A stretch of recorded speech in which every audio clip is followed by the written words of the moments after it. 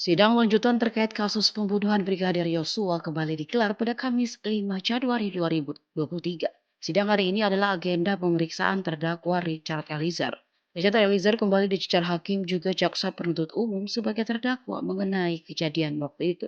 Hakim Wahyu sampai menanyakan ulang bagaimana detik-detik penembakan terhadap Yosua terjadi.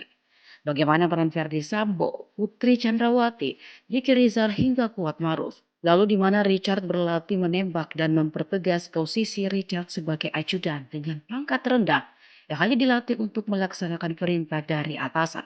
Hakim Wahyu juga seolah ingin mempertegas keterangan Richard Eliezer dengan kondisi TKP pembunuhan di Duren 3 maupun rumah pribadi Verdi Sambo di Saguling.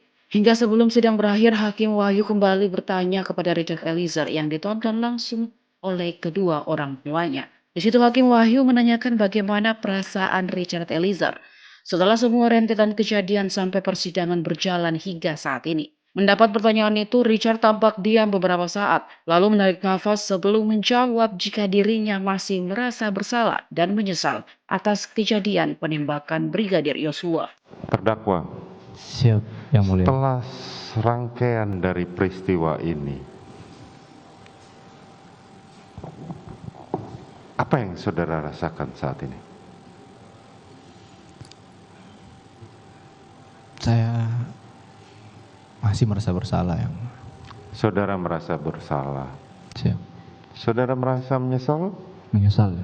Oke.